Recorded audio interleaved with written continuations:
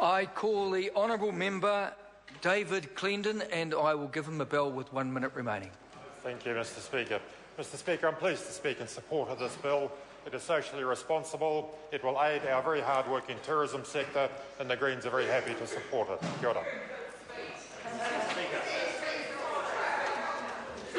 I call the Honourable Member Jami-Lee Ross. Thank you, Mr Speaker. I rise to speak, as my colleagues have, in opposition to this bill for a number of reasons. But before I go over those reasons, can I just assure the gallery and those watching at home, I know there is an important debate you're waiting for. I can assure you that the timing is such that we will get through that full debate after I finish. But Mr Speaker, the National Party is taking full calls on this piece of legislation because we are opposed to this piece of legislation for some serious reasons.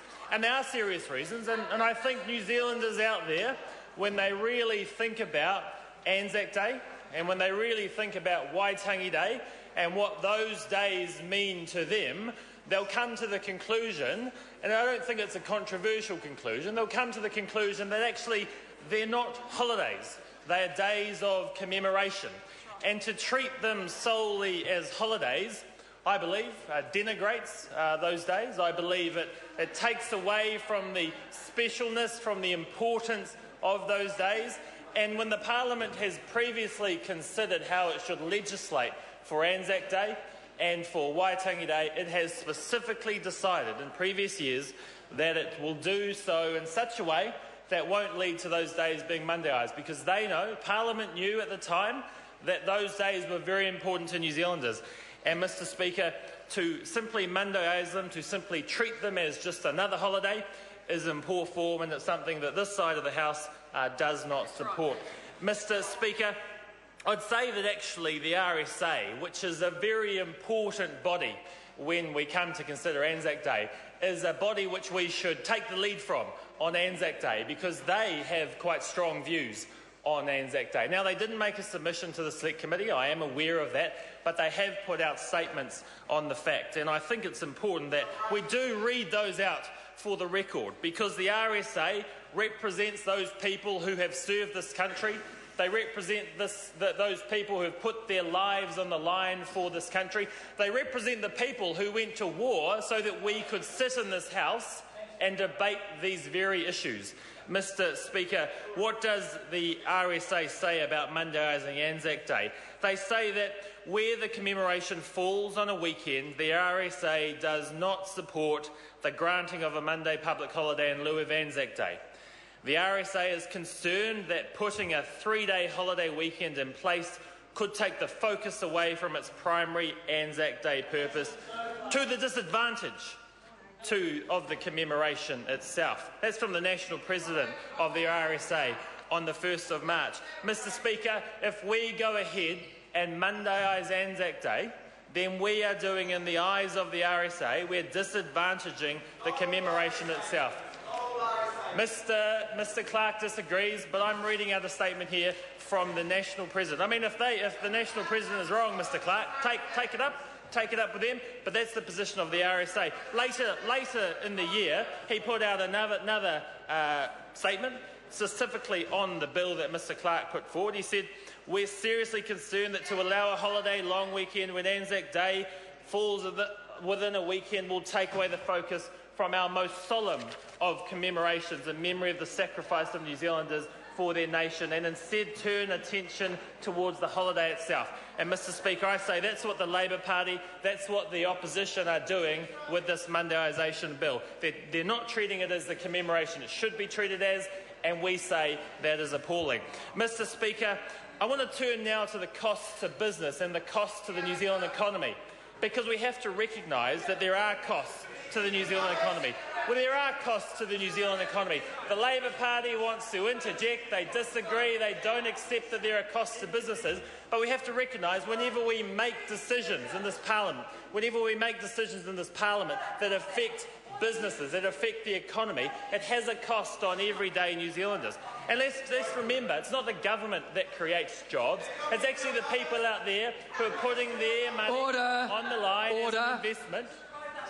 As an investment, Mr Speaker, to keep businesses operating. And, Mr Speaker, by Mondaysing these days, we're actually leading towards a cost for those organisations.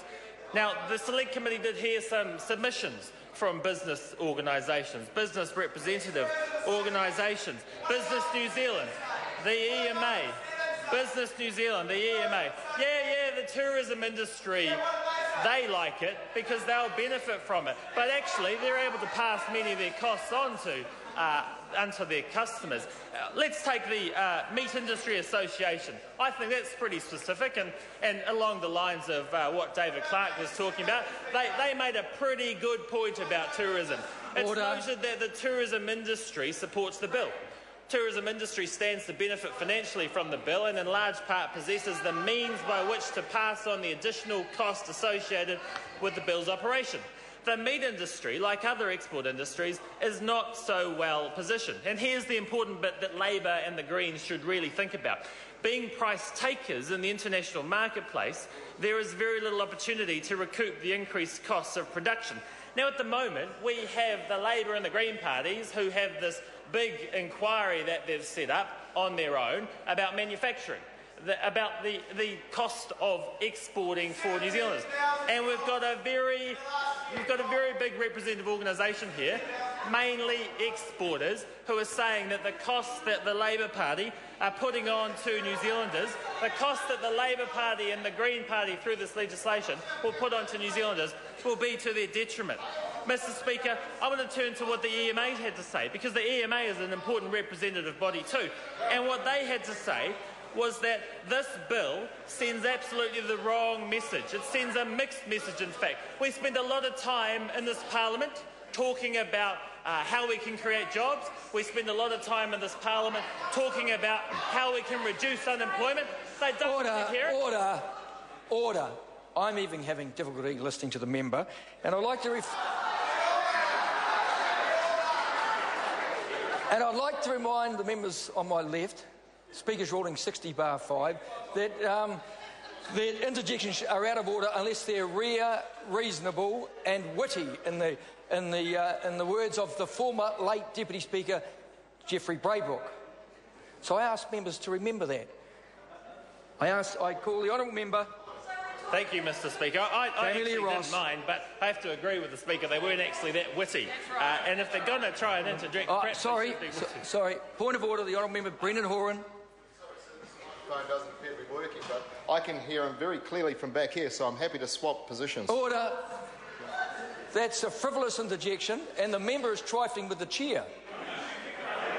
The member has been warned. I call the honourable member Jami-Lee Ross. Thank you very much to Mr Horan for that great impact on Parliament. It's appreciated.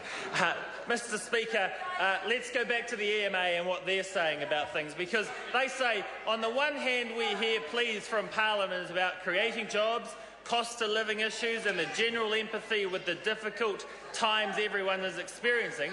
But on the other hand, proposals are being made that not only do nothing to assist those issues, but actually exacerbate them. So the employers out there are telling us that by putting an additional cost onto businesses, that's going to exacerbate some of the issues we're talking about.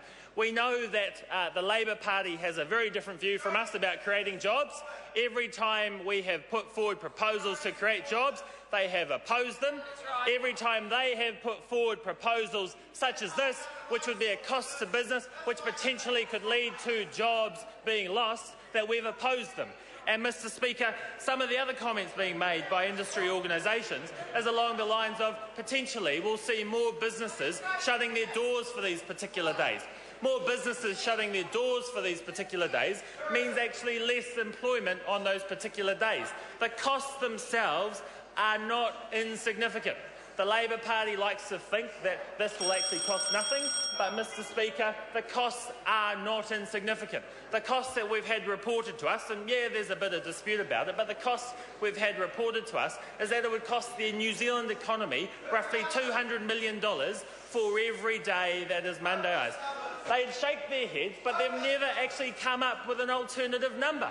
They've never come up with an alternative number.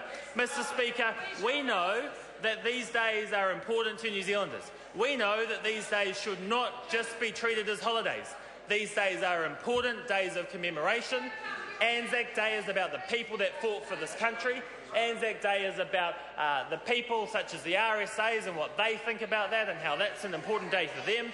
This is also about Waitangi Day and about remembering New Zealand's history, about commemorating the day that New Zealand became the country that it is, and not taking those days away from New Zealanders by just treating them as holidays and Mondaysing them, costing businesses a lot of money, sending mixed messages to the business community, to New Zealanders, about what this Parliament thinks is important. Mr Speaker, we oppose this bill for those very reasons, and I'd urge the opposition to really reconsider what they're doing here. How much of a benefit will this be, and what is the impact on New Zealanders? What is the impact on these very important days for New Zealanders? We disagree with what they're doing. It should be opposed.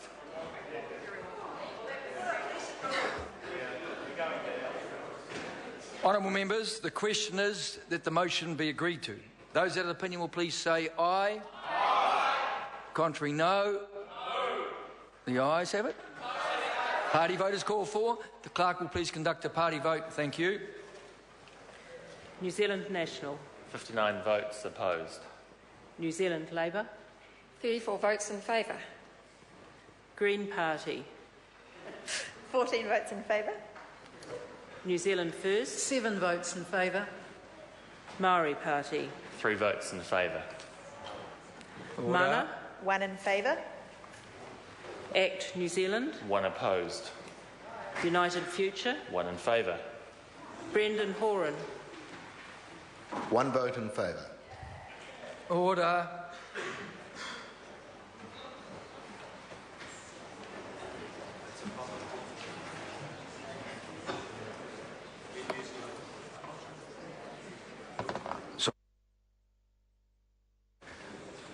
Honourable members, the ayes are 61, the noes are 60. The motion is agreed to.